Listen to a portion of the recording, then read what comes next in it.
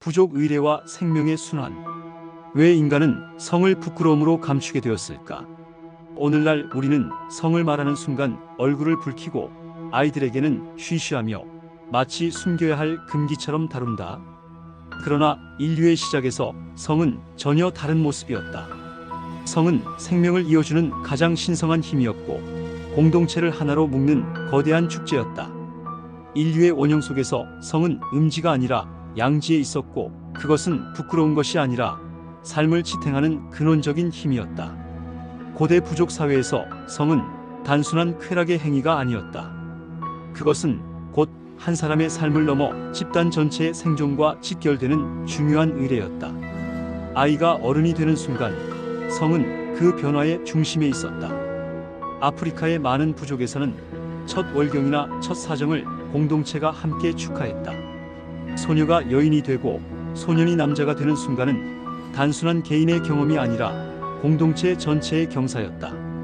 마다가스카르의 한 부족은 소녀가 첫 월경을 맞이하면 어른들이 모여 축복의 노래를 불러주었고 그녀를 향한 축복은 곧 마을 전체의 기쁨이었다.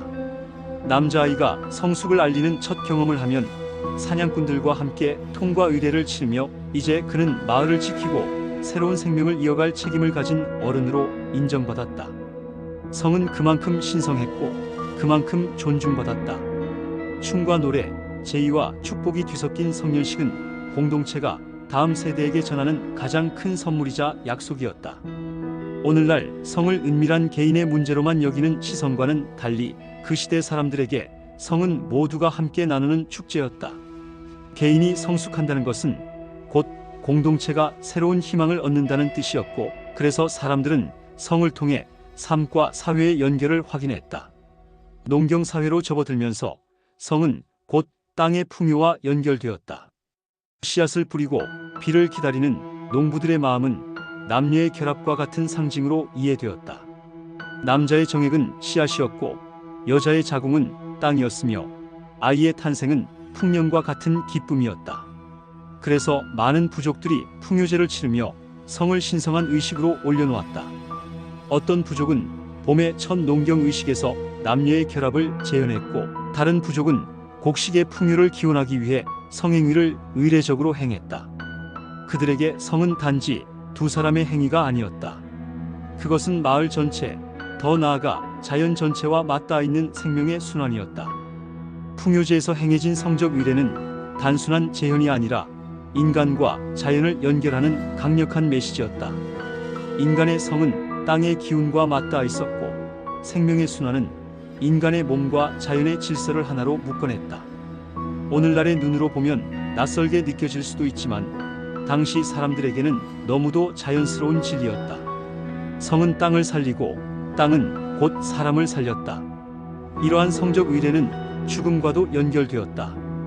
많은 부족들은 성을 곧 재생의 상징으로 보았다. 한 생명이 사라져도 또 다른 생명이 태어나듯 성은 끊임없이 이어지는 순환의 고리였다. 교미와 임신, 출산은 단순한 과정이 아니었다. 그것은 죽음을 넘어 삶이 계속 이어진다는 증거였다. 죽음을 두려워하던 사람들에게 성은 곧 희망의 상징이었고 새로운 시작의 약속이었다. 성은 죽음을 이겨내는 힘, 새로운 생명을 불러오는 힘으로 여겨졌다. 그 당시 사람들에게 성은 감추어야 할 것이 아니었다. 그것은 자연의 일부였고 우주의 질서와 맞닿아 있었다. 바람이 불고 비가 내리고 꽃이 피고 열매가 맺히듯 인간의 성도 지극히 자연스럽고 신성한 것이었다. 그래서 성은 욕망의 문제가 아니라 생명의 문제였다. 성은 개인의 사적인 일이 아니라 공동체 전체의 의식이었다. 우리는 오늘날 성을 금기와 부끄러움의 시선으로 바라본다. 그러나 인류의 원형은 그렇지 않았다.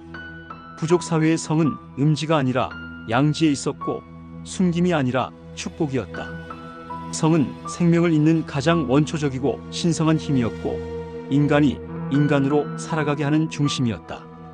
부족 의례 속에서 우리는 잊고 있던 진실을 발견한다.